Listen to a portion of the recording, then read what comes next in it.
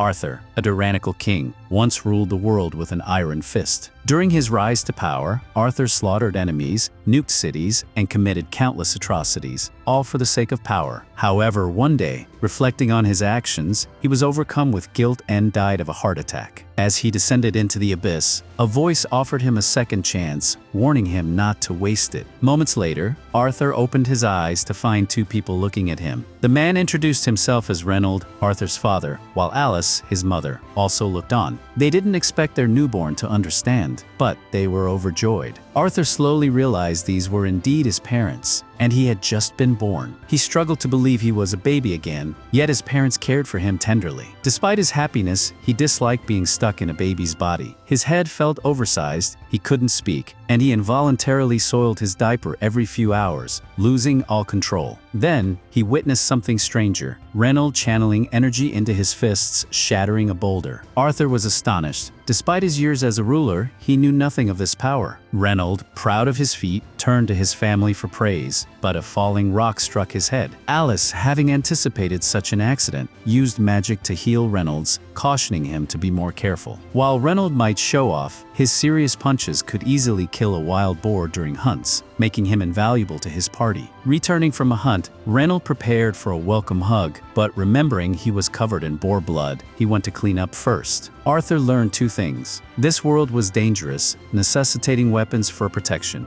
and he needed to learn to fight to live freely. Back home, Alice suggested a nap for Arthur, which he surprisingly welcomed. In his past life, peaceful sleep was rare due to constant assassination attempts. Months passed, and Arthur's limbs grew strong enough for him to move. His first act was to look in a mirror, finally accepting his baby form. His parents found his fascination with his reflection cute. Later, when Alice put him down for a nap, Arthur put his plan into motion. Once alone, he threw his blanket from the crib, climbed down, and crawled to the library while Alice did dishes unnoticed. In the library, he grabbed a book to learn about this world. He discovered the continent was called Dicathan, divided into the Dark Kingdom, dwarves, the Elenoir Kingdom, elves, and the Sappan Kingdom, humans. Although no one had nuked cities there, Arthur sought more knowledge. Another book explained the lack of advanced technology. Magic existed. People manipulated mana within their bodies for two purposes: augmentation, enhancing strength, defense, agility, and conjuring, projecting mana to control phenomena. Arthur found no mention of Alice's healing magic, assuming she was an exception. Most people manifested mana at puberty, learning to control it through a mana core, similar to the key that granted Arthur power in his past life. Focusing his energy, Arthur felt his mana core begin to develop.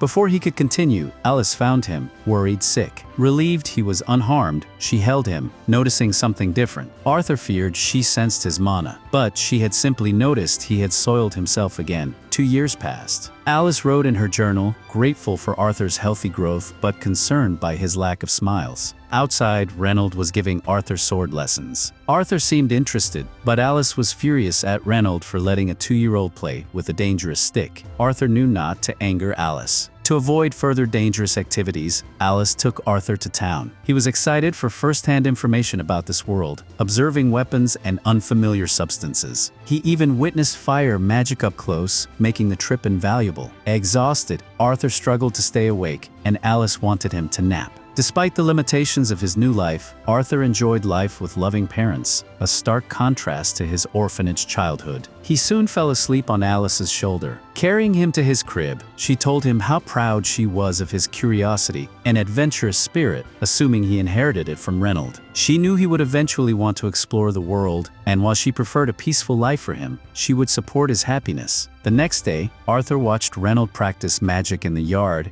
interested in seeing it up close. Rocks floated, a seemingly impressive feat by Reynald's standards, but rather pitiful to Arthur. Reynald's strength lay in augmentation, not conjuring. Inspired, Arthur tried to train, but Alice called him for a nap. Unable to speak, Arthur whined near the bookshelf, but Alice insisted on rest. Arthur then employed a new technique, pouting. His baby cuteness proved effective. Alice relented and let him read. Alone, Arthur practiced with his mana core, having made significant progress over 2 years. Gathering mana fragments, he had formed a core. With more effort, he might cast his first spell. However, underestimating his mana strength, he accidentally blew up the house. Alice and Reynald outside were mostly unharmed, though Reynald's back was badly burned. They rushed inside, fearing for Arthur's life. In the ruined library, they found Arthur unharmed, the source of the explosion. At barely 3, he was already a powerful mage, a feat impossible for his age. He stood proudly, but the collapsing house posed a new threat. 2 roof beams fell towards him. His toddler legs were too slow. Alice and Reynolds rushed in to save him. Alice shielded him, while Reynolds used magic to block the debris. Arthur was shocked. No one had ever risked their life for him. Alice, relieved, cried, and seeing her tears, Arthur cried too. Such care was foreign to his past life as a ruthless king. He recalled an assassination attempt where the culprit's family faced horrific punishment. Arthur's mercy was a swift execution. Now, his Mondays involved training with Reynolds. Reynolds wanted Arthur to use gauntlets, but Arthur, with a lifetime of sword experience, refused. So, Reynolds also used a sword, reinforcing it with mana. To his shock, Arthur did the same, easily cutting through Reynolds' blade. Realizing Arthur was too talented for him to train, Reynolds considered a professional teacher and went to discuss it with Alice. Alice vehemently opposed sending Arthur away. They had agreed Reynolds would teach fighting, and she would teach magic. However, Reynolds pointed out Arthur's feat with the sword, despite being just a toddler. He argued for a proper teacher to nurture his extraordinary talent. Alice conceded Arthur's talent, but hated the thought of him alone in the city. They argued until Arthur suggested they all go to the city, solving everyone's concerns. They agreed and began preparations. The next day, a carriage arrived carrying them and their friends, the twin horns, who had helped rebuild their house. Adam, the leader, introduced himself. Angela introduced herself and her chess, nearly choking Arthur. Darren gently intervened. Arthur then noticed Jasmine on the carriage roof. She remained silent. The others explained she was Jasmine, and the final member was Helen the Archer. With introductions complete, they set off. Alice asked Arthur about his first big trip. He said yes, but internally, he mused on the primitive transportation compared to his past life's flying cars. After traveling most of the day, they camped for lunch. Wolves attacked. The wolves were foolish, charging directly and quickly being defeated by the adventurers. Arthur found the display interesting, his first real combat experience in this world. He resolved to become strong enough to handle such threats. With wolf meat available, they planned a plain grilled dinner due to lack of spices. Alice noticed Reynolds' slightly injured arm and offered to heal it. Jasmine cautioned her to wait. The others gathered around, aware of healers' rarity and vulnerability. Once Alice healed Reynolds, they resumed their activities. Adam, wanting exercise, challenged 4-year-old Arthur to a practice spar. Adam, aware of Arthur's strength, imbued his spear with mana. Arthur did the same, channeling magic into his feet. As they clashed, Arthur vanished, reappearing behind Adam. He lost his footing, allowing Adam to recover. They exchanged blows, but Arthur's toddler body was too light, and he was knocked back. The others caught him, scolding Adam for nearly hurting him. Adam insisted he couldn't hold back Arthur's surprising strength, suspecting Reynolds' secret training. In reality, Arthur's abilities were self-taught. Jasmine approached Arthur, impressed, and asked him to teach her his footwork magic. Arthur, wanting to keep it secret, was met with her persistent gaze. He knew he would likely have to teach her eventually. The next morning, the journey continued. During breaks, Adam gave Arthur basic spear lessons, and Helen taught him archery. Arthur, only experienced with swords, learned quickly. Grateful, he decided to teach Jasmine his speed-enhancing magic. By channeling magic into the feet and using wind magic simultaneously, one could greatly increase speed. Jasmine replicated it perfectly after one demonstration. Later, Arthur read a magic book in the carriage, with Jasmine inexplicably close, constantly finding excuses to be near him. The next morning, Jasmine gave Arthur a knife as thanks, a rare gesture of affection from her. They continued their journey. While Arthur read, bandits suddenly attacked, surrounding the carriage. The bandit leader ordered the capture of the women and children for slavery. The bandits charged. The twin horns and Reynolds were individually stronger but outnumbered. Reynolds was thrown into the carriage, badly injured. Alice wanted to heal him, but Reynolds forbade it, fearing the bandits would target her if they knew her power. Instead, he told Arthur to take Alice and run. She was pregnant. Arthur hesitated, but Reynolds insisted on Alice's safety. At Reynolds' signal, Arthur prepared to flee with Alice while Reynolds held off the bandits. The bandit leader sent men after them, but Reynolds intervened. He clashed with the leader, fighting fiercely to protect his family. While Reynolds occupied the leader, other bandits went after Arthur and Alice. Adam and Jasmine threw daggers, clearing a path for their escape.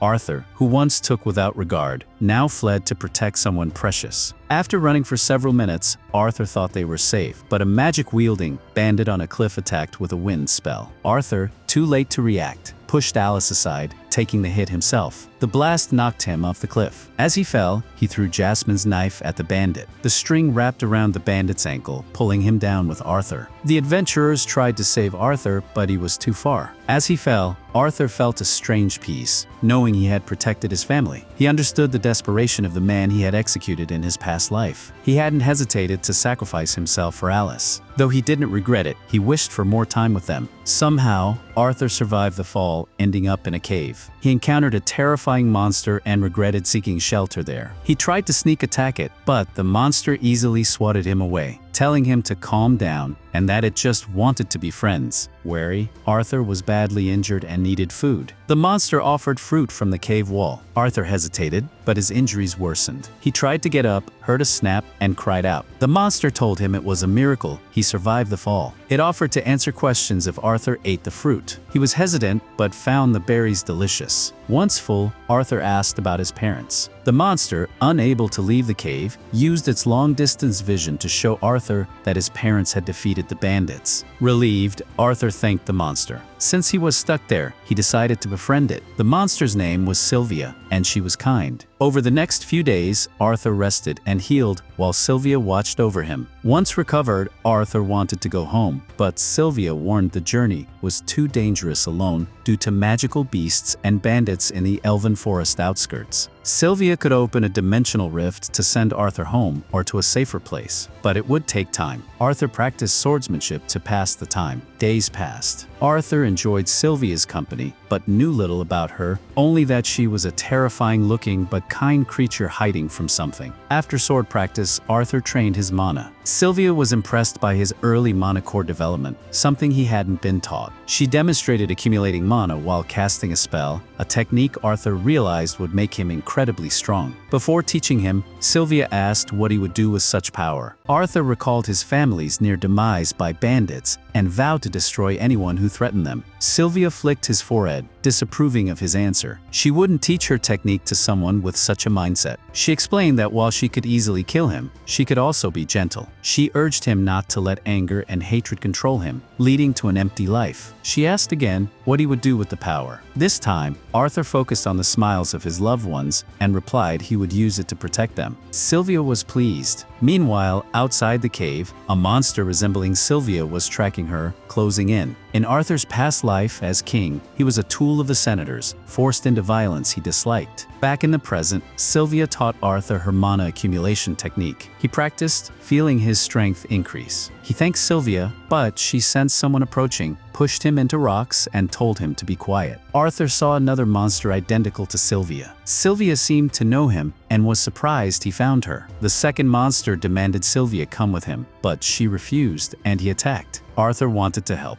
but Sylvia telepathically told him not to worry. The monster tried to persuade Sylvia, threatening to kill her. Sylvia refused and revealed her true form, a dragon. In this form, she unleashed immense power, firing a blast at the monster. He blocked it, warning she would die using such power in her weakened state. Sylvia, aware of the risk, didn't care. She had lived a long, happy life. She pushed the monster into a wall, but he retaliated with blasts. Sylvia took damage but was more concerned about Arthur's safety. The monster launched another blast. Unable to dodge without hitting Arthur, Sylvia used her full power to intercept it, temporarily stopping time. While time was stopped, she told Arthur to come out. He did, wanting answers, especially about her being a dragon. But time was short. Her time stop wouldn't last. She quickly opened the dimensional rift she had been preparing, but due to her injuries and haste, it led to the middle of nowhere instead of Arthur's home. She had hoped to avoid the dangerous forest, but now had no choice. Confident in Arthur's survival skills and the technique she taught him, she wasn't worried. She asked again what he would use his power for. Without hesitation, Arthur replied he would only use it to protect his family. Satisfied he wouldn't use it selfishly, Sylvia prepared to give him a few parting gifts. So, Sylvia conjures an egg and a feather before Arthur. She instructs him to wrap the egg with the feather and to cherish it. As a final gift, she imprints her will onto Arthur's arms, leaving a mark that resembles full sleeve tattoos, much to Arthur's confusion. Sylvia, lacking the strength for a detailed explanation, tells him he will eventually understand its use, regretting she won't be there to guide him. She then apologizes, admitting she could have sent him home sooner but selfishly enjoyed his company, a decision that ultimately endangered him. Arthur feels helpless, unable to save Sylvia despite her teachings. He doesn't care that she's a dragon or a monster, she's family. He calls her mother, but Sylvia reminds him he already has one. Arthur then suggests grandma, which Sylvia loves, asking him to repeat it, which he happily does. Though saddened by their impending separation, time is running out. Sylvia nudges him towards the portal. Arthur, understanding, takes her gifts and steps through. At the last moment, he hesitates, urging Sylvia to join him, but she can't. She closes the portal, sending Arthur away. Time resumes, and the other monster's blast hits Sylvia, seemingly fatally. She collapses. The monster, wary, approaches her still form. As he gets close, Sylvia unleashes her remaining energy, incinerating him and everything within a meter. During his teleportation, Arthur hears Sylvia's final message, asking if he remembers her words about the right way to use his power. Arthur remembers, though deeply saddened. Sylvia explains that the world is often sad, but Arthur has the power to change it for the better, one step at a time, drawing on his past life as a king. Though she didn't condone his past rule, she believes that without hatred consuming him, he will become a great king who improves the world. Moments later, Arthur awakens on the forest floor, vowing to fulfill Sylvia's wish. But first, he needs to find his way out of the forest. After being teleported into the elven forest,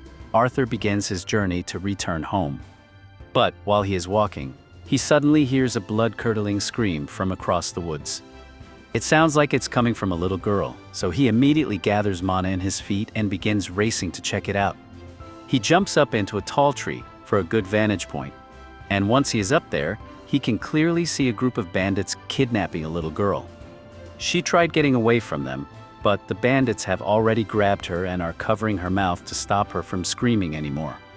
Since the girl is an elf, they plan to sell her as a slave on the black market for a huge profit as soon as they leave the forest. So they tie her up and stuff the girl in the back of their carriage. As Arthur watches the whole thing unfold, he has flashbacks to the moment he and his family were attacked by bandits as well. He recalls hearing the bandits mention something about keeping him and the women in the group alive so they could be sold as slaves later, and it really pisses him off. The first thought that comes to mind is that he should slaughter all the bandits for committing such a heinous crime. But he remembers what Sylvia told him about controlling his rage, so he takes a moment to think and calm down. He realizes that if he attacked right now, it would put the girl's life in danger, so he decides to be patient and wait for the right chance to strike. All the bandits get in their carriage to start riding out of the forest, and Arthur follows them closely from the shadows. By nightfall, the bandits are forced to take a break and set up camp since they can't travel in the dark, and Arthur is contemplating whether he should continue following them until they get to a human town or attack them now. But then he overhears the bandit talking about how his favorite race is elves, so Arthur realizes he can't risk leaving them alone with the girl any longer. However, he still needs to wait for it to get dark before he makes his move. So Arthur sits down and starts meditating to prepare himself for all the murderer charges he's about to catch. Once it is sufficiently dark, Arthur opens his eyes and begins planning his attack.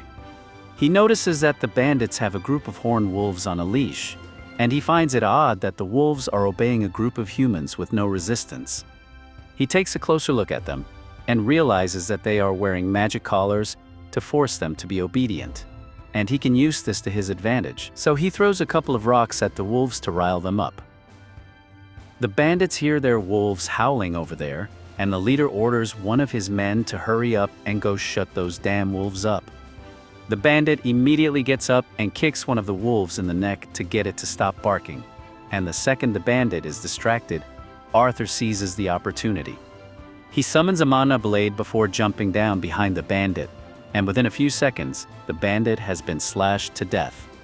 Arthur then takes the bandit's weapon, and as another one comes to check what all the commotion is, Arthur jumps on his back and slits his throat.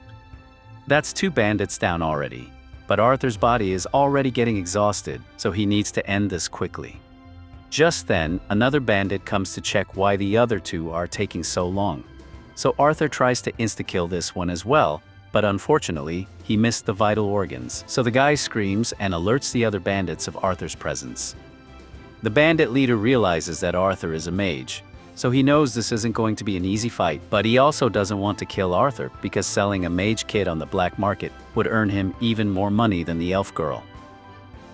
The bandit leader begins channeling magic into his arms and swings at Arthur, so Arthur jumps back and tries to counter with a kick, but the bandit leader managed to dodge. Arthur tries to catch him off guard by throwing his knife at him, but the bandit catches it and uses it against him. As a result, Arthur is knocked to the ground, and the bandit lifts him up by the ankles to taunt him. He tells Arthur he is no match for an adult when it comes to strength, and Arthur realizes that the bandit is right, so he decides to attack with his magic instead. He casts a fireball right on top of the bandit's knee, and while he is screaming out in pain, Arthur stabs him in the head with his knife. Now, all that's left is to finish off the bandit that Arthur injured earlier, and once he's dead, Arthur goes to check on the girl in the carriage. The girl was blindfolded the entire time, so she has no idea what's going on. So Arthur tells her he has taken care of all of the bandits, so she is safe now. Her name is Tessia, and as Arthur leads her out of the carriage, he tells her she can go home. But Tessia suddenly notices some blood on Arthur's hand, and she gets really worried about him. Arthur realizes that it's normal for children to be horrified at the sight of blood, so it might not be a good idea to let her see all the dead bodies on the floor. He asks Tessia to wait over here for a minute and goes to cover up all the bandit bodies with a tarp. She asks Arthur what happened to the people that kidnapped her, and Arthur doesn't want to admit that he killed them, so he just says they got into a bit of an accident, so they won't be bothering her anymore. The girl doesn't seem to have any more questions, so Arthur gets her stuff out of the bandit carriage for her and says goodbye, because he needs to continue heading home. However, Tessia grabs his arm and begs him to stay because she doesn't want to be left alone. If Arthur leaves her here by herself, she might get eaten by tree ghosts or something. He asks her if she knows how to get home, and she does know the directions, but she has no idea how long it will take to get to her village. Arthur doesn't like the idea of taking maybe tour, but he also knows there's no chance that Tessia will make it home alive if he doesn't help, so he ends up agreeing to escort her back home. Arthur looks over at the wolves that the bandits captured, and he briefly considers using them for transportation, but he has no idea how to maintain control over a wolf, so he wants to just leave them behind. However, Tessia says they should at least remove the magic collars on the wolves so they can return to the forest. Arthur warns her that the wolves might attack once she removes the collars, but she thinks she'll be fine since she hasn't done anything to anger them. And as a resident of this forest, it is her job to take care of the creatures that live here. She eventually takes the collars off the wolves, and sure enough, the wolves peacefully walk back into the forest. The next morning, Arthur and Tessia begin walking in the direction of the elf village, and after a while, they take a break to eat. Arthur cooks up a little stew and tells her she has to eat it because she'll need the energy for the long journey ahead. Tessia thinks the stew smells weird, but Arthur isn't exactly a world-class chef. It's literally made out of nothing but dried meat and salt, so it doesn't taste good, but it's better than nothing. Tessia asks Arthur why he came to the Elshire forest in the first place since it's rare for humans to come here, much less a lone child. So Arthur explains how he got separated from his family and ended up here. While they are on the topic, Arthur asks Tessia what it's like to live in the kingdom of Elenoir, and she absolutely loves it here. All of her parents are often busy with work, so she spends most of her time with her servant and her grandfather. They continue their journey, but since Tessia doesn't know how far away her village is, it's hard to gauge how long this journey will take. And to make matters worse, those wolves that Tessia released have been following them for a while now, so Arthur is really wishing he had just killed them from the start.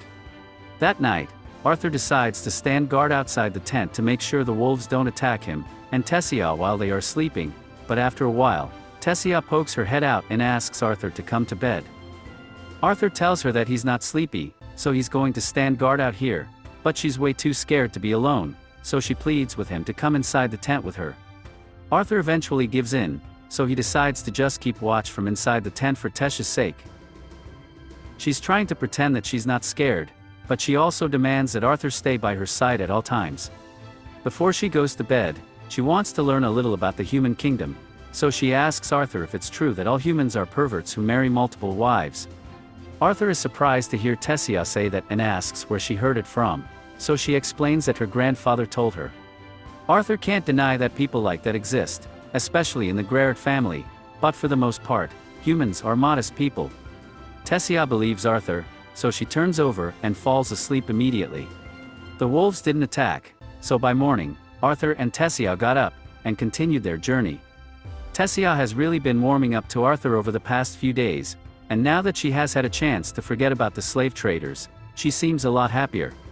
Although she is still pretty hopeless when it comes to survival skills because she can't even cross a creek on her own, so Arthur has to carry her across. All of a sudden, Arthur is hit with a strange throbbing pain in his chest, and he has no idea what's wrong with him. Tessia worriedly runs off to go find some medicinal herbs that might help, but Arthur doesn't think this is a regular illness. While he's propped up against a tree, the wolf from before shows up, and Arthur is starting to panic because he is in no condition to fight it off if it decides to attack right now. Tessia soon returns with the herbs. So Arthur warns her to stay away, because the wolf might be dangerous, but to his surprise, the wolf just drops a dead pig in front of Arthur, and walks away. Arthur is confused by what just happened, but Tessia assumes the wolf was trying to thank him for his help earlier. That night, Arthur and Tessia set up camp, and enjoy some roasted meat by the fireside. This tastes a lot better than the stew, so Tessia really enjoys it, and while she was searching for medicinal herbs earlier, she happened to find some mushrooms, so she offers some to Arthur. But he probably shouldn't have accepted the strange mushrooms, because it gave him a bad case of diarrhea. After Arthur is done emptying his guts, he is really tired, so he is seconds away from passing out, but Tessia keeps talking to him. She is telling Arthur about how her grandpa used to read her storybooks about the human and dwarven kingdoms, so she always wanted to visit those places, but she was never allowed to since elves don't trust people from the other races. Just then, Tessia realizes that Arthur hasn't been listening to a single word she said, but she knows he's just sleepy, so she covers him with a blanket and wishes him a good night. The next morning, the two continue their journey, but the pain in Arthur's chest is getting worse. Tessia apologizes for not being able to help, but Arthur tells her it's not a big deal. Changing topics, Tessia asks Arthur if it's alright for her to call him Artie since she thinks of him as a friend after all. They spent so much time together, and the two of them have gotten really close.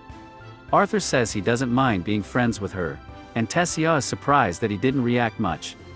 Arthur then jokingly swears to cherish every moment the great Lady Tessia thinks of him as a friend, but that makes her upset, so she tells Arthur to stop acting so childish. Arthur thinks it's funny that she would say that when she was the one begging him to stay by her side at all times because she was scared, but Tessia says that's an entirely different thing. Jokes aside, now that Arthur thinks about it, Tessia is the first friend he has ever made.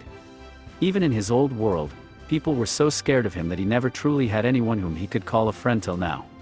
Just then, Tessia spots something that looks familiar, so she tells Arthur to come take a look.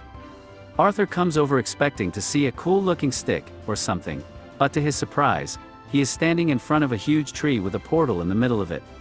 Tessia tells Arthur that this is the entrance to Elf Village, so she extends her hand and tells him to come with her. Unfortunately, the elves still really hate humans, so the moment Arthur steps into the elf village, he's caught and held at sword point. He looks to Tessia for help, hoping she'll speak up for him, but to his surprise, Tessia just stares at him coldly and says nothing. Seeing this, Arthur thinks she has betrayed him and set him up to be killed. He can't believe he was foolish enough to think anyone would want to be his friend. After all, he's been betrayed many times in his past life. The elves are just about to cut off his head while Tessia watches silently. It turns out she wasn't part of the plan, though it's unclear why she didn't speak up earlier. As soon as she hears the guards mention killing Arthur, she tells them to stop. One of the guards warns her that Arthur is a dangerous human, but Tessia says he's not dangerous at all. In fact, he's the only reason she made it back home safely. Her words should have made the guard think twice, but instead, he accuses Arthur of brainwashing her and still wants to kill him. Before anything happens, a man shows up and orders them to let Arthur go. His name is Virion, Tessia's grandfather, and the former king of the elf tribe. He's much more reasonable and believes Tessia when she says Arthur saved her. He also apologizes to Arthur for how he was treated, although it did seem suspicious that the missing princess returned with a random human. Arthur feels relieved that he's no longer in danger, but is shocked to learn that Tessia is actually a princess, something she never told him, even after traveling together for days. Right then, Tessia's parents arrive after hearing that their daughter has returned. She runs to hug them, clearly happy to see them. If Tessia is a princess, that means her parents are the king and queen of Elenoir, but they aren't as calm as Virion. As soon as Tessia's father sees Arthur, he demands to know why a human is in his kingdom and tells his soldiers to kill him. But no one moves because Virion had already told them to leave Arthur alone, and they're all scared of him. Virion explains to the king that Arthur is the one who saved Tessia, so he shouldn't be treated like a criminal. Tessia also asks that Arthur be welcomed into the castle as a guest. Her father is unsure since humans are normally banned from even entering Elenoir, let alone the royal castle. But not wanting to upset Tessia, he agrees. Now that everything is cleared up, everyone prepares to go to the castle. Before they leave, Virion tells Arthur he wants to speak with him later. Arthur is a little cautious since he can tell Virion is very powerful, but he doesn't have time to think about it because Tessia drags him off to show him around. It's the first time Arthur has seen the elf kingdom, and he's amazed by how different it is from the human world. But the hatred for humans is still strong. Every elf stops and stares at him as he walks through the village with Tessia. Still, no one dares say anything rude since Arthur is now an official guest of the royal family. The only one treating him kindly is Tessia, but Arthur still wonders why she waited so long to help him when he was about to be killed. Suddenly, the pain in Arthur's chest returns. It keeps getting worse, and he still doesn't know why. When they reach the castle, Tessia is warmly greeted by her servants and tells them to treat Arthur with kindness and respect, even though he's a human. Once that's settled, she asks Arthur if he wants to play with her. But Arthur says he needs to talk to her parents first. They probably want to know what happened to Tessia and how they got back. They all go into the meeting room, and Tessia joins because she doesn't want to be left out. She even suggests getting snacks, so it almost feels like a tea party. But they still have serious things to discuss. Tessia's father finally introduces himself. His name is Alduin, the king of Elenoir. His wife is Miriel and his father is Virion. Arthur introduces himself as a humble commoner from the kingdom of Sapin, and he knows that someone like him would normally never be allowed in Elenoir, let alone inside the royal palace. Arthur appreciates their kindness. Alduin is surprised by how mature Arthur is, despite being just a child. But more importantly, he wants to know what exactly happened with Tessia and how she went missing. Arthur explains everything, how he got separated from his family during a bandit attack and ended up in the elven forest. He leaves out the part about meeting Sylvia in the cave. Then he explains how he found Tessia being kidnapped by slave traders. Alduin is furious that humans tried to sell his daughter into slavery, but Arthur reminds him that elves have done the same thing, so it's not just a human crime. Moving on, Virion asks how Arthur managed to save Tessia, and Arthur says he killed the slave traders. One of the guards yells that a child couldn't possibly do that, but Virion shuts him up and says he'll lose his job if he keeps talking. Arthur doesn't seem like he's lying, so Alduin says he believes him. Now that they understand the situation, Arthur makes a request. Since he got stuck in the forest after the bandit attack, he asks if they can help him get home. Alduin is angry that a human would ask a favor from the elven royal family. But since Arthur went out of his way to escort Tessia home, it's only fair. Plus, if he refuses, he'll have to deal with Tessia's temper, which he really doesn't want. So, he agrees to help. However, the teleportation gate that leads to Sapin is sealed and only opens once every 7 years during a meeting between the 3 tribes. That meeting happened 2 years ago, so the gate won't open again for another 5 years. Arthur doesn't want to wait that long, and Alduin also doesn't like the idea of a human staying in Elenoir for 5 years. So, he says he'll send soldiers to escort Arthur back to Sapin. Since it's already late, Arthur can rest in the castle and leave the next morning. Arthur thanks Alduin, but his chest pain is getting worse, and Virion notices something is wrong. Later, a room is prepared for Arthur, and he takes a bath. But the pain keeps getting getting worse, and Arthur starts to fear he might die. After his bath, he steps onto the balcony for fresh air. It helps a little, but he knows he needs to figure out what's causing the pain. Then he looks up and sees Tessia with her parents on the balcony above. This makes him think of his own parents. He doesn't know if Reynold and Alice survived the bandit attack, but he believes they did. They're strong. Still, he really wishes he could talk to them. Tessia sees that Arthur looks sad and goes to speak with him after finishing her talk with her parents. She apologizes for how her father treated him, but Arthur says he understands. Decades of war between elves and humans make it hard to trust, especially when it comes to someone's daughter. Talking about parents reminds Arthur of how far away he is from his own, and he worries they might blame him. He also blames himself for not being able to protect them during the bandit attack. But Tessia grabs his face and shakes his head. She says she doesn't know much about his parents, but if they're like hers, they'll be happy to see him again. Then, the corridor fills with glowing fireflies. Surrounded by light, Arthur remembers his parents' smiling faces. They've never shown him anything but love, so why does he think they'll hate him now? He realizes his trauma from his past life has made him overly suspicious, even of Tessia, who clearly cares for him. Suddenly, Arthur senses a projectile coming at Tessia. He catches it and charges his mana to strike the attacker. But to his surprise, the attacker is Virion. Arthur can't believe he tried to harm his own granddaughter, but Virion explains that he only threw a couple of fireflies to test Arthur's reflexes. He's impressed that Arthur reacted so fast. He just wanted to see if Arthur really had the strength to defeat those slave traders. Tessia tells her grandfather to stop messing around, but Virion says that's not the only reason he's here. He wants to have a sparring match with Arthur to test his strength. Virion uses magic to create a sword for Arthur and lifts Tessia out of harm's way. Arthur agrees and charges at Virion, but he's too fast. Even with Manta-boosted speed, Arthur can't keep up. When he thinks he has an opening, Virion shatters Arthur's wooden sword with his palm. A piece flies toward Tessia, so Arthur throws the rest of his sword to stop it. Then Arthur attacks with pure mana, but Virion counters easily. Virion's strength is overwhelming, but Arthur doesn't give up.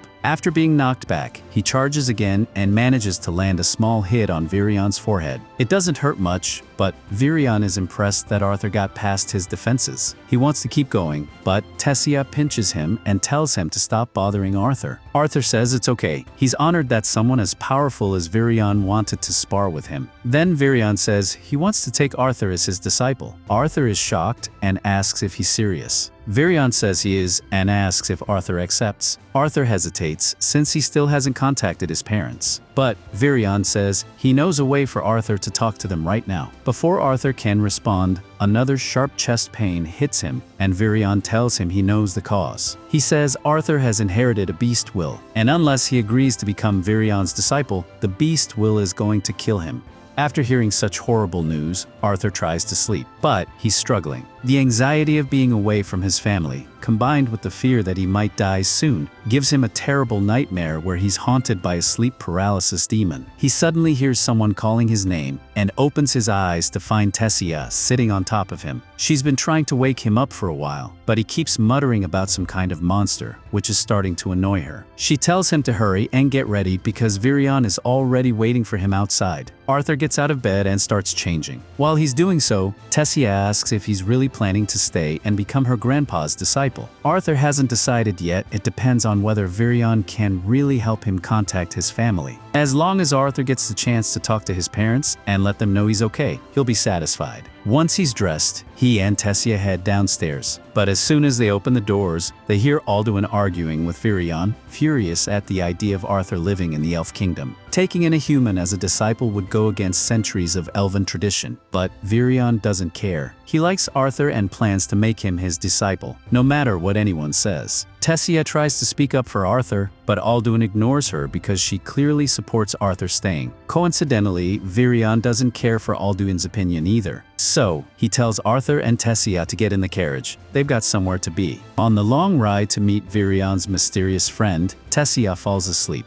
Arthur, now feeling more comfortable, calls Virion Grandpa and asks if it'll take much longer. Virion is amused by how quickly Arthur dropped the formalities, but if Arthur ends up living under his tutelage, he'll be like part of the family. Virion doesn't mind Arthur's casual tone. In fact, he's happy that Tessia finally has a real friend. As an only child and heir to the throne, alone. Most kids avoid her, and those who did befriend her only ended up betraying her trust. So she finds it hard to open up to people. But with Arthur, she's always smiling and having fun, and Virion is thankful for that. Arthur, who also has deep trust issues, feels like he can trust Virion, who just seems like a sincere and kind grandpa. Eventually, they arrive. Arthur wakes Tessia, and they all step out. Arthur is curious. This mysterious person must be very special if someone like Virion came all the way to see them. Virion stomps on the door and yells for Rainia to come out. When he puts his ear to the door, he gets smacked in the face as it swings open. After regaining his composure, Virion introduces Rainia as a special mage, and with her abilities, she might be able to help Arthur contact his family. She invites them all inside to begin. But once Arthur steps in, all he sees is an ordinary house with a bucket of water on the table, so he starts wondering how she's supposed to help him. Rainia explains that she is a special type of mage called a seer. As a seer, she can look into the past and future of people. She momentarily uses her powers on Arthur and quickly realizes he's an unusual case. There are parts of his past she can't see. But that's not surprising since she only sees fragments. That said, Arthur didn't come for a glimpse into his past or future. He wants to let his family know he's alive. Rainia slides a bucket of water in front of Arthur and tells him to think deeply about his parents to get the best result. She begins using her power, and within seconds, Arthur sees visions of his parents. Alice has just finished cooking stew, too much for two people, and though Reynolds loves it, neither of them can enjoy it without Arthur. For all they know, he died after falling off the cliff. Reynolds blamed himself so much that he nearly turned to alcohol, but had to care for his pregnant wife. They eventually moved to the city, where Reynolds found work and managed to afford a house within weeks. But no amount of success could ease the pain of losing Arthur. Suddenly, they hear Arthur's voice, but they can't see him. They fear it's his ghost. Arthur assures them he's alive and living in the elf kingdom of Elenoir. He doesn't fully understand the magic, but thanks to a friend, he's using a special spell to talk to them. He wants to come home, but can't right now. Something is wrong with his body, and he won't survive unless he fixes it. He promises to return once he's healed, though he's unsure how long that'll take. He asks them not to blame themselves, it was his choice, and he'd make the same one again if it meant keeping his family safe. Reynolds and Alice are overwhelmed with joy to hear Arthur is alive. Saying goodbye again brings Arthur to tears, but he's glad they got to speak. He resolves to never make them worry like that again, and to do that, he needs to become stronger. So, he asks Virion to make him his disciple. Now, they just need Alduin to approve Arthur living in the castle. Alduin is still opposed due to his deep hatred of humans, but Tessia reminds him that Arthur saved her. If he rejects Arthur, it would make him look like an ungrateful savage. Alduin argues that Arthur's presence might spark issues in the Elf Kingdom, but Virion already planned for this. He tells Alduin to publicly announce Arthur as his disciple. No one would dare challenge Virion's authority. With that, Arthur is officially granted permission to live in the royal palace. After the meeting, Alduin approaches Arthur to apologize for his earlier behavior. He still doesn't like humans much, but Arthur seems like a good kid. And since Arthur saved Tessia, it's Alduin's duty to repay him. He tells Arthur to think of himself as part of the family now. Arthur is surprised by how quickly Alduin and Miel changed their stance, but it makes sense considering how much Virion and Tessia stood up for him. Arthur thanks Alduin, calling it an honor to be welcomed into the royal castle. But Tessia interrupts, this isn't enough. If Arthur is really welcome, she wants him to be allowed to play outside with her. Since Alduin has already accepted him, he agrees. With that, Tessia excitedly drags Arthur into town to show him around. He's once again fascinated by elven culture. Tessia knows the area well and mentions a nearby shop that sells popular snacks. She warns him they need to hurry before everything sells out and pulls his arm to rush him along. Arthur happily follows her, but accidentally bumps into a kid on the way. It's an honest mistake, but the kid starts insulting Arthur and yells about filthy human germs. Arthur wonders how the kid dares to be so rude within punching range, but Tessia tells him to just ignore it. Causing trouble over something so minor isn't worth it. Normally, Arthur would have just walked away from someone like Ferrith, but when Ferrith starts insulting Tessia, saying she shouldn't hang out with trash like Arthur and should be spending time with him instead, Arthur decides to have a little fun. Ferreth, being a noble with an overinflated ego, clearly thinks too highly of himself. So Arthur pretends to be excited to meet him, only to deliberately mispronounce his name as Phoebich. Ferreth immediately gets mad, but Arthur fakes an apology, saying he'll make sure to show proper respect to Fifth next time. Then he turns to leave with Tessia. But Ferreth isn't done. He might be arrogant, but he's not dumb. He knows Arthur was mocking him, and he refuses to let it slide. He challenges Arthur to a duel, claiming it's a matter of family honor. Arthur can't believe how ridiculous this is. In his old world, a duel usually meant a fight to the death. Why would some kid casually challenge him like this? But judging from the amused looks of nearby adults, it's clear duels here are more like formal sparring matches than actual life or death battles. So Arthur shrugs and accepts. Tessia tries to stop the whole thing, warning Ferreth that Arthur is Virion's disciple. Challenging the student of the strongest man in the kingdom is, frankly, stupid. But Ferreth believes that there's no way a mere human could defeat him. He even goes so far as to say that refusing the duel would disgrace Virion's name. Arthur agrees, and the duel becomes official. When the fight begins, Ferreth charges in confidently with a wooden stick. But, like most people, he had a plan right up until Arthur punched him in the face. Ferreth drops instantly, unconscious before he even hits the ground. His friends rush over to help,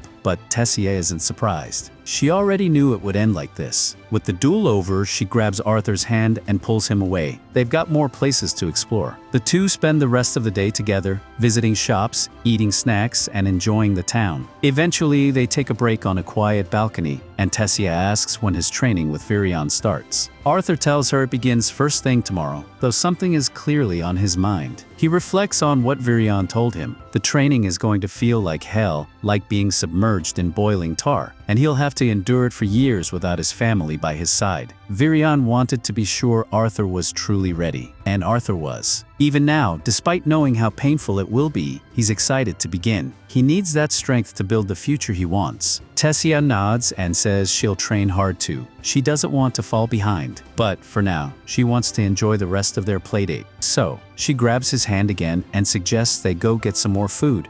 A few years have passed, and both Arthur and Tessia have been training rigorously under Virion's instruction. Their bond has deepened during this time, though Tessia's naturally competitive spirit keeps things intense between them. After pushing herself hard in training, Tessia is exhausted and takes a break, giving Virion a chance to give Liam a lesson about magic. Virion explains that once someone stabilizes their mana core, they can begin using elemental magic, water, fire, wind, and earth. However, affinity to these elements varies by race. Elves excel at wind and have strong aptitude for water and earth, but struggle with fire. Dwarves are strong with fire and earth, but weaker in wind and water. Humans, uniquely, can use all four, although individual affinities still vary. Tessia then asks why Arthur hasn't started training with his mana core if it's so crucial. Virion answers that Arthur's current problem is due to the beast will inside his body. It grants great power, but it's also causing instability between his flesh and mana, resulting in chest pain. Until Arthur reassimilates his mana core, training with mana could be dangerous. Tessia jokes that she must be stronger than Arthur for now, since she can use mana in her attacks. Arthur fires back that it's not a fair comparison. Among elves, awakening mana before the age of 10 is rare, but Tessia awakened hers at 9,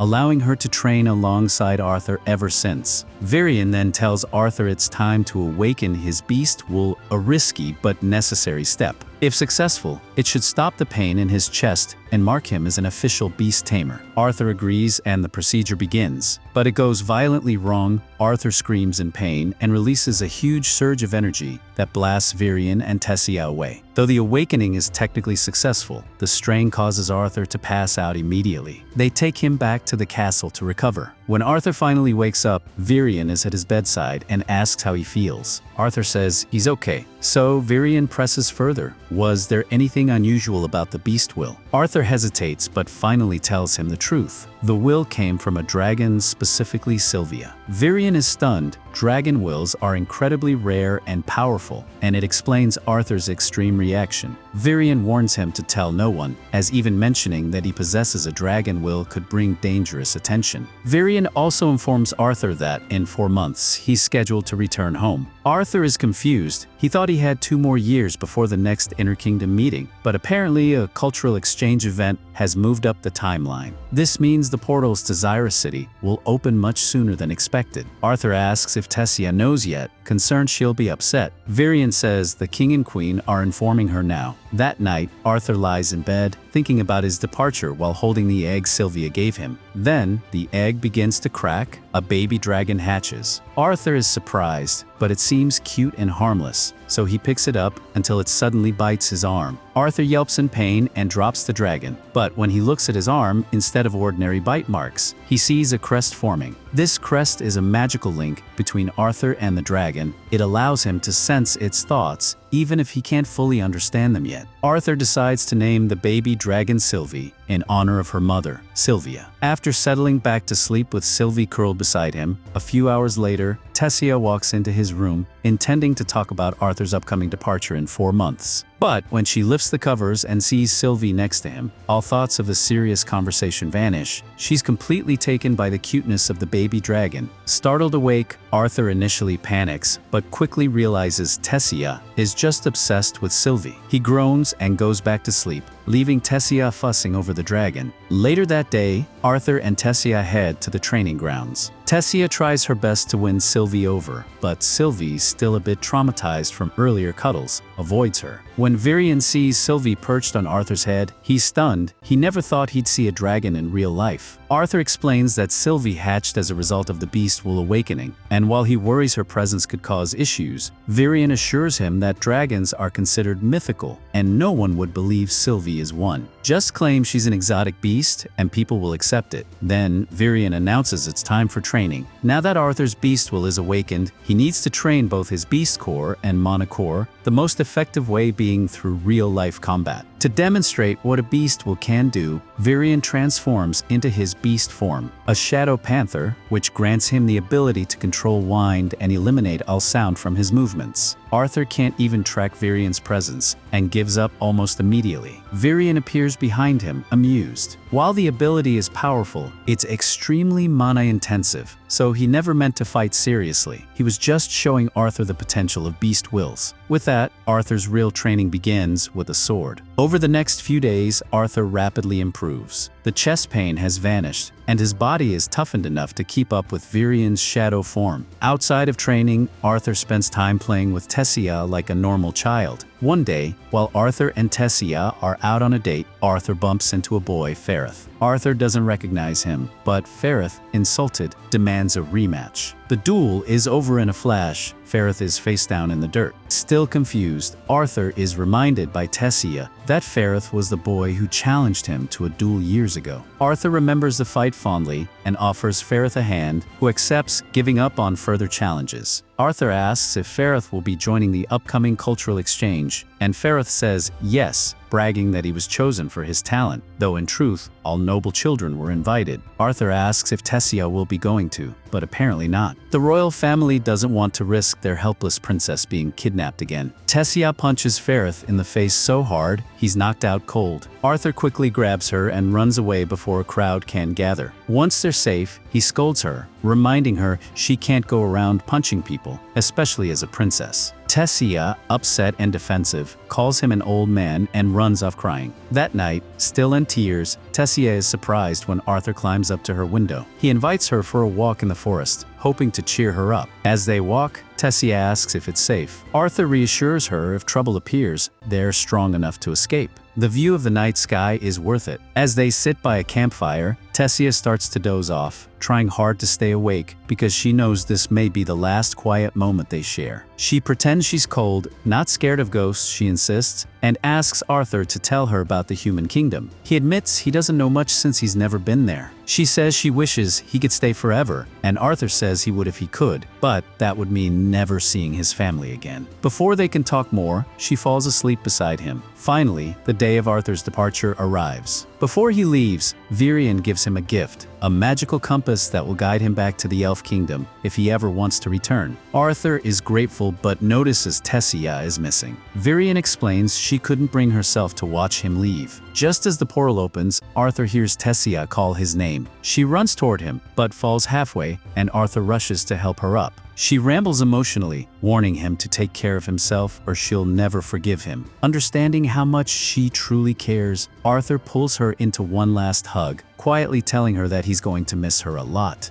After arriving in the city of Cyrus, Arthur reunites with his parents and discovers he now has a little sister named Ellie. Alice and Reynolds have been telling her stories about Arthur for years, so she's thrilled to finally meet him. Once inside, Alice immediately asks if Arthur is feeling well. The last time they spoke, he mentioned being sick, so she wants to know if he recovered. Arthur reassures her that he's fine and there's no need to worry, although he has a lot to share. He recounts everything he experienced after being separated from them, except for his encounter with Sylvia and her beast Will. Instead, he tells them about meeting Tessia and his time in the Elf Kingdom seeking a cure. Alice presses again, concerned that if he were to relapse, they wouldn't be able to help him here. Arthur assures her that won't happen. Since he can't reveal the truth about the beast Will, he fabricates a story that his sickness was due to awakening too early, which caused his mana to become unstable. Though he feels bad lying to his parents, he believes it's necessary until he becomes strong enough to handle future threats. Just then, Reynolds notices Sylvie and asks where she came from. Arthur quickly claims he found her in a mana beast cave and decided to keep her as a pet. Ellie instantly takes a liking to her. Moving on, Reynolds becomes curious about Arthur's mana core stage. When Alice scolds him for picking a fight so soon after Arthur's return, Reynolds defends himself, saying he just wants to gauge his son's strength. Arthur doesn't mind and turns the conversation around, asking what kind of job allows Reynolds to live in such a nice house. Reynolds explains that he's a security instructor at the Xyrus auction house and that his mana core is currently at the dark orange stage. Arthur is impressed, as reaching the orange core stage is quite difficult. Mana cores range from black to white, with lighter colors being stronger. As an augment, Reynolds clearly trains his body rigorously, but Arthur hadn't expected that he also trained his mana core. Proud, Reynolds asks about Arthur's stage. When Arthur replies that he's at light red, Reynolds curses in surprise, forgetting Ellie is in the room, and now she won't stop repeating the bad words. Still shocked that Arthur is just one breakthrough away from surpassing him, Reynolds challenges him to a sparring match in the garden. Arthur agrees, but before they head out, the living room doors swing open and Vincent enters, asking if Reynolds' son is back. Reynolds introduces him as Vincent Helstia, his boss and the owner of the auction house. Vincent and his wife Tabitha are happy to meet Arthur, having heard so much about him. Arthur is respectful, and Vincent is surprised by his manners, joking that he couldn't have learned them from Reynolds. Then, Vincent and Tabitha introduce their daughter, Lilia. She is initially reserved, but immediately becomes affectionate when she sees Sylvie. With Arthur's permission, she starts cuddling her. Meanwhile, Reynolds mentions that since Vincent technically owns the house, they should probably ask his permission before causing any damage. Alarmed, Vincent asks what's going on, and his fears are confirmed when he learns about the sparring match. As everyone heads outside to watch, Vincent still questions whether it's really okay for someone as young as Arthur to fight Reynolds, but Alice assures him that Arthur has always been a fast learner. Plus, it's not like he has a reason to lie about it, so Tabitha tells Vincent to just sit down and enjoy the show. In reality,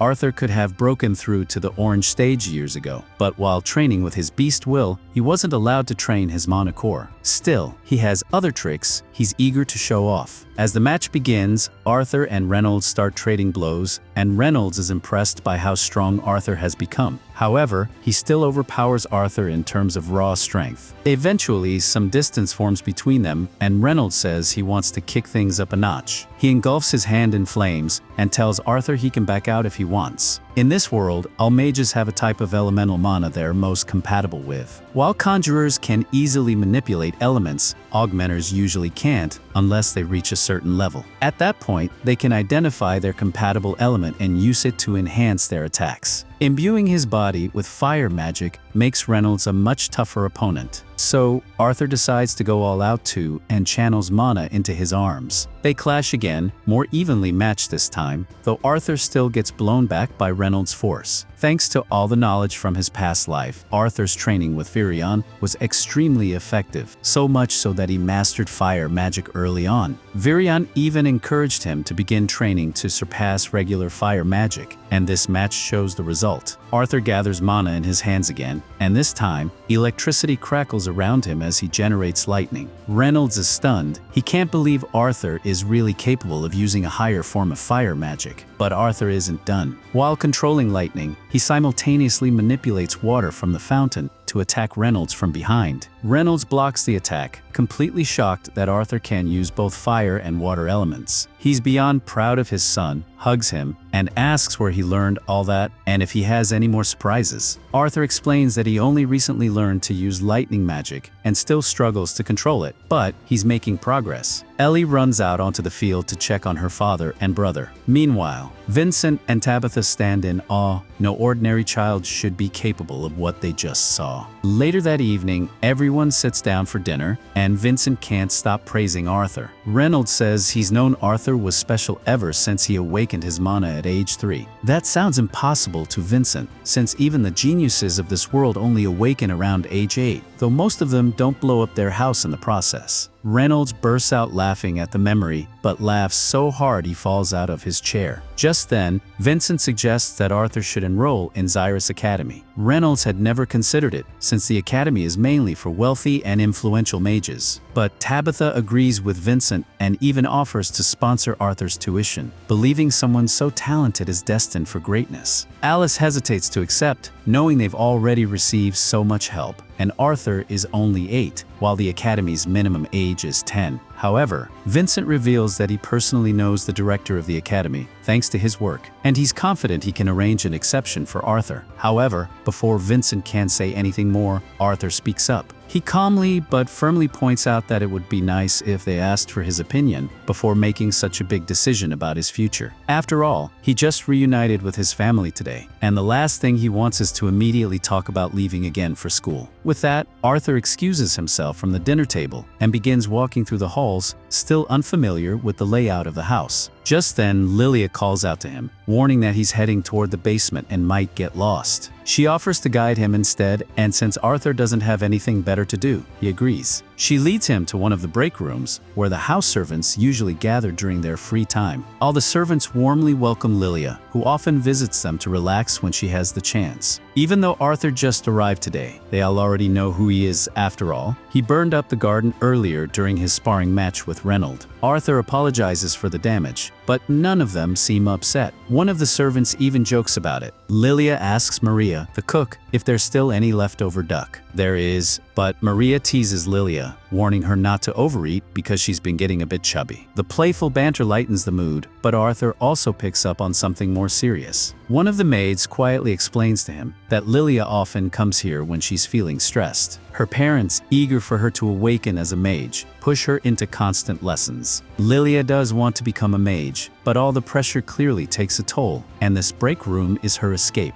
Later that night, Arthur is relaxing with his parents, who are still overjoyed to have their little boy back. He's grown and changed on the outside, but to them, he's still the same Arthur on the inside. With his talents, he's destined for greatness, but even if he weren't, they would still love him just the same. They'd love to keep talking, but they know Arthur must be exhausted from the day. As they get up to leave and wish him good night, Reynolds stays back for a moment. He wants to clarify something. He admits that Vincent might have seemed pushy, but everything he suggested came from a good place. Neither he nor Vincent expects Arthur to go to Xyrus Academy if he doesn't want to. The choice is Arthur's, and it always will be. The next morning, Arthur wakes up to some surprise guests, members of the Twin Horns Adventurer Party, who heard he was back and came to visit. Arthur is happy to see them, and Angela is especially thrilled. She immediately pulls him into a big, heartfelt hug. After Angela finally lets go, Arthur greets the rest of the group. Jasmine, without a word, starts gently checking his arms and torso. At first, it seems strange, but she's just making sure he hasn't suffered any lasting injuries. Once she's satisfied he's okay, she hugs him too and apologizes deeply. She still blames herself for not being able to protect him the day they got separated, and the relief of seeing him safe overwhelms her. A little later, everyone settles down to catch up.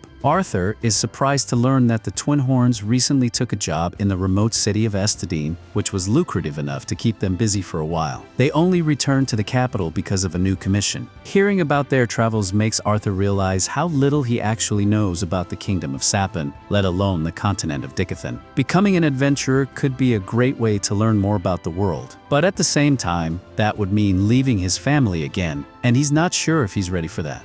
Arthur, completely exhausted after using his magical powers, mutters that he could only control the magical orb for a short time. Looking at Sylvie, he smiles and says, "I'm back." Then turning to her, he adds, "Come on, Sylvie, it's time for your bath. You can't just wander around this mansion doing nothing." While bathing her, Arthur starts thinking about the princess. He recalls how the maids had said that whenever the princess feels stressed, she comes here to eat. Arthur wonders what could be stressing her out so much. He then remembers being told that the princess's parents want her to become a mage, but her magical powers haven't activated yet. Because of that, she can't enter the Mage Academy. In the next scene, Arthur finishes bathing Sylvie and says she looks beautiful now. Just then, his mom walks in and announces, "Now it's your turn to get cleaned up." Next, Arthur is taken to get a haircut. He's about to attend an important event where many influential people will be present, so looking sharp is necessary. During the haircut, Arthur asks the barber why he chose this job. The barber replies, "Because I enjoy it, and don't worry, you'll look like a star when I'm done." When the haircut is complete, Arthur's face is glowing. His mom compliments him, and his sister says, "Now you really look like my big brother." His mom then adds, "I'm taking you to the auction house, so I had your hair done. Now let's get you some clothes." They head to a clothing store, and Arthur's mom begins shopping for outfits. Arthur notices a group of people wearing matching uniforms and asks who they are. The princess explains that they are students from the Magic Academy. Anyone who attends that academy gets royal treatment. She says they can do whatever they want and no one dare speak against them. Soon after, Arthur spots something called a beast stone and asks his mom about it. She explains it's a special stone. If you touch it and have a beast-type monocore, it will glow and grant you powers. If your core is strong enough, the stone will shine brightly, and you could earn so much money that we'd never have to work again. Meanwhile, the princess is trying to convince her mother to let her buy one of these stones. "I want to see if I have magical powers," she says, but her mother refuses, saying the stone is far too expensive. The princess suggests buying a used one, but her mother ends the conversation firmly. Later, while everyone is eating, Arthur notices the princess sneaking off into an alley. He follows her and finds her staring at an old dragon stone. He asks, "Do you really want to buy this?" and reminds her that her mother said it wasn't useful for her. But the princess insists, "I just want to check if I have magical powers." As she reaches for the stone, she accidentally bumps into a student from the Magic Academy. She quickly apologizes, but the student becomes furious. Just as tensions rise, the shop manager steps in and asks them to stop.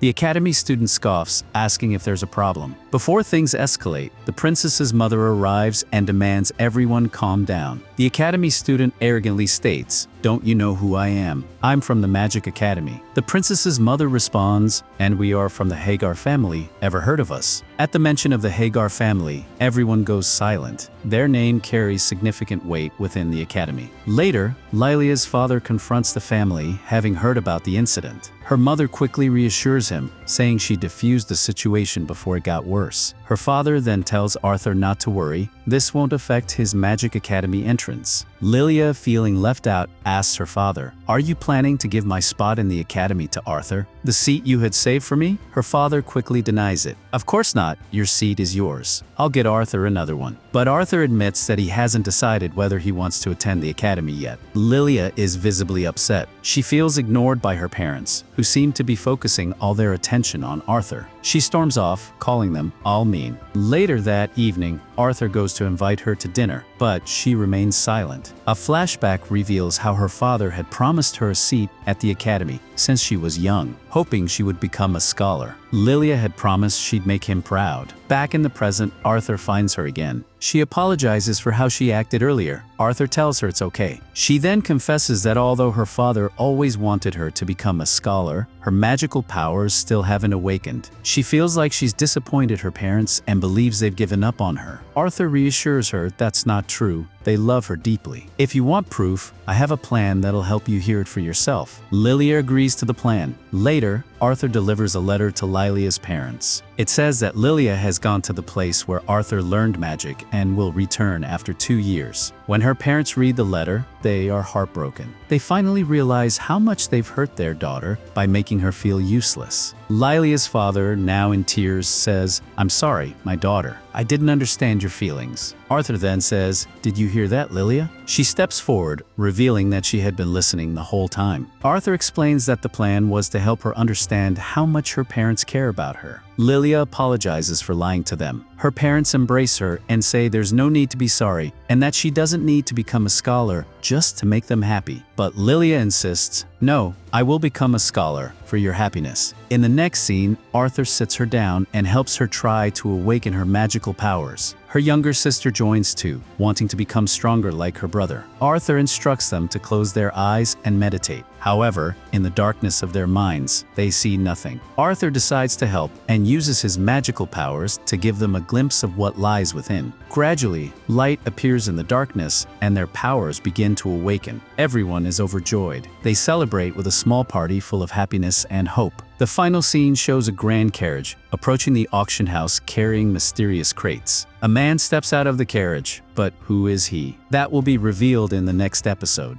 Arthur arrives at the venue where a grand auction is about to take place. As he gazes at the massive structure, his younger sister exclaims how it looks just like a castle. The princess, clearly excited, can barely contain herself and rushes inside. Arthur's family enters the building and he notes the presence of many adventurers and alchemists. This place is known for rare, precious items that are nearly impossible to find elsewhere. That's why he's here. The princess, meanwhile, admires a beautiful monostone on display and says she wants to buy it immediately. In the next scene, Arthur's father is shown at work, instructing guards to be vigilant. No matter what happens today, we can't allow any mistakes. No one unauthorized must get in. Arthur notices that his father seems more serious than usual, and his mother explains that when he's working, he's always like this. Just then, a royal announcement declares the arrival of the king, and the 10th round of the auction begins. Heavy security is placed outside the palace, anticipating potential threats. The auctioneer introduces the next item, a rare sword embedded with a monostone capable of generating electricity. This energy can be used to paralyze and restrain opponents. Bidding starts at 50 gold coins, with each participant raising it by 10 coins until someone finally wins. Arthur admires the sword's craftsmanship and expresses his desire to try it, but his mother gently reminds him they don't have enough money to bid. She praises his maturity, thinking to herself how wonderful the world would be if all children were as understanding as Arthur. Arthur asks where Sylvie is, and his mom replies that she was last seen with his sister, but now her whereabouts are unknown. Arthur decides to go look for Sylvie. Meanwhile, the auction continues with the next item, a rare young beast. Although it appears small now, the announcer says it will grow into a powerful I-rank beast. Bidding starts at 100 gold coins. Just when the offers begin trickling in, the king suddenly bids 1,000 gold coins, shocking everyone. However, the judge reminds the crowd that such grand gestures are expected from the king. After winning the beast, the king announces that he's entrusting it to his general. Arthur's father, confident that Arthur can raise it properly, gives his blessing, and Arthur promises he'll do his best. In the next scene, Sylvie is seen near one of the royal servants. The servant seems delighted to have found her, but Arthur appears just in time and identifies the man as one of the king's aides. Arthur firmly tells him that Sylvie is not an auction item, but his partner. Sylvie quickly runs to Arthur's side. The servant apologizes, mistaking Sylvie for an exhibit. Arthur scolds her gently for leaving him alone, and Sylvie apologizes. The servant tries to assert that Arthur isn't strong enough to raise such a beast, but Arthur ignores him until the man attacks. Arthur effortlessly blocks the fire magic and stays calm until the man threatens his family. That's when Arthur's aura explodes with fury, so powerful it spreads across the room, suffocating everyone nearby. The king immediately senses something deadly and powerful in the hall. Arthur's father starts evacuating the guests, while Arthur reins in his emotions and apologizes for losing control. Just then, Sylvie stands by Arthur and threatens the servant, saying if he lays a finger on their family, she won't let him go. The servant, now trembling, realizes he's in deep trouble. Later, the nobles gather and question Arthur's father, blaming him for not detecting the source of the aura earlier. Still unaware it was Arthur, the nobles demand punishment. The servant volunteers to raise the beast himself as penance. The king agrees, but Arthur's father intervenes, stating that the beast rightfully belongs to his son, not the servant. Only Arthur has the authority to decide. The king then personally asks Arthur to hand over the beast, promising no trouble if he complies. Arthur refuses respectfully. The king asks a second time, pressuring him. Arthur's father again defends his son's right to keep the beast. The king offers Arthur another beast in exchange, but Arthur refuses, saying that Sylvie is irreplaceable. This enrages the king, who accuses Arthur of questioning the value of his own children. Arthur calmly asks, "Would you sell your children?" The king is outraged. Arthur explains that just as the king treasures his children, he too cannot part with Sylvie. The king's advisor commands the soldiers to attack Arthur for his insolence, but Arthur, in a flash of rage, defeats the soldiers easily. The advisor yells at the others for being unable to subdue a child. The servant, seeing this, decides to act and prepares to attack, but Arthur stops time. Everyone freezes except the servant. Arthur approaches and breaks the man's leg, stating coldly that no one threatens his family. Sylvie joins in, reiterating that anyone who harms their family won't be spared. The servant, now in shock and pain, watches helplessly. After using such immense power, Arthur collapses unconscious. Later, he regains consciousness and feels guilty for losing control. His mother appears relieved to see him awake. She tells him that while he was unconscious, they were forgiven, and the advisor claimed the spell backfired, injuring his own leg. She had tried healing Arthur but failed, though she never lost hope.